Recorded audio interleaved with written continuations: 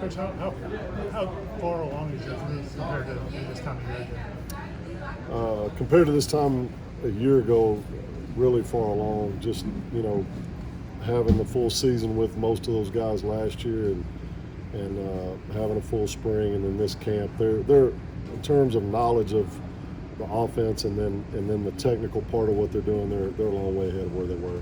Really pleased with that part of it. What does Jordan Wilson bring to the fold, and how has he done in coming back from the injury? Yeah, you can see just physically, he's a different guy than what we had, and he gives us a physical element in that group, just a bigger body and athleticism, and brings a lot of experience. And he's done a great job in camp. He's had to learn the system. It's one thing to hear it on paper in the meeting room, but to actually go out there on the field and have to execute it. But he's done a great job in camp of putting it all together, and looking forward to seeing what he does this year. You talked about, I guess, the difference from a year ago. How much of a difference from those guys who were here, who were new last year, Markeston, Preston, and Carter? What have you seen from them? Kind of a year in the system. Yeah, I mean, all those new guys, they, just like any freshman coming in, just trying to figure out kind of the basics of where they're supposed to be, and I would say every one of those guys. Preston Daniel has had a tremendous camp. He's worked extremely hard on everything that we've asked him to do. He's done a great job. Markeston's really flashed in a lot of ways. His size jumps out, but he's an athletic guy as well.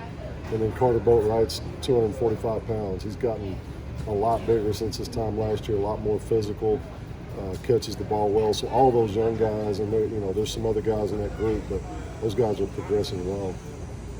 Is Jackson West one of those guys in that group who can probably help you this year? Yeah, he definitely is. Jackson is, he brings a physical edge and has had a good camp. He really has. He's like any freshman. He's still trying to learn some of the basics of what we're doing, but I think at some point this year, I think you'll see all those guys have a shot to help us. What area have you seen the strides in Camren McDonald's game? Is it, maybe growth as a leader, or is it something more on the field? Yeah, both. On the field, like, he's always been a gifted route runner. He's a natural pass catcher. He gets in and out of breaks. He does all the things as a receiving tight end that you want him to do. But he's worked really, really hard at inline blocking, perimeter blocking out of the backfield. He's improved his game a lot as a blocker. But also leadership-wise, he's a guy that does a lot in the community, as you guys know, and I think that inspires other guys. I think he's a guy that inspires people on and off the field in a lot of different ways, and has just been a great asset for us since we've been here. How different are practices this year? Now that you guys know what to expect. Yeah, just having the normal process of off-season, spring, summer, that all being basically uninterrupted, with the exception of your normal COVID stuff, but not having a huge gap where there's a shutdown.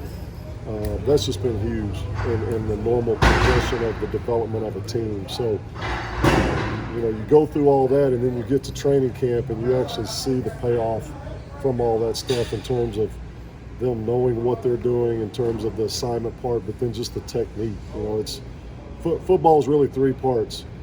The assignment, what do I do, what route do I run, what block do I execute, but then how do I do it, the technique, and then playing hard, and then the conditioning. All those elements have to come together. And when you have gaps in that, you don't get the effect that you want. But we've been able to do that, and we're excited, man. We're excited to see all that unfolds. Don't you athleticism of these quarterbacks, does that open stuff up for the tight ends, or do tight ends have to be more aware of what the downfield to open things up for the quarterback? No, it does. All our quarterbacks can escape and make plays on the run, and you saw that in the North Carolina game last year. Jordan broke the pocket on a normal 4 vertical route, and then he breaks the pocket. Cam kind of improvises in the back of the end zone, and the go-ahead touchdown in a big game. So. We actually work that stuff. Coach Norvell, Coach Dillingham do a great job of structuring in scramble drills in practice to once the pocket breaks down, now what do we do? It's not just everybody run to an open spot. I mean, there's an actual structure to that. And so we practice that, and we expect to make plays on that just like we do when the play structure is there, So, but we're well aware, and that helps us. It does. I mean, it creates some things where we can get open where we normally wouldn't. You mentioned just the essence of this sport is being powerful and moving the guys in front. How much more equipped, I guess, mentally or just physically do you feel your guys are right now? They're way ahead.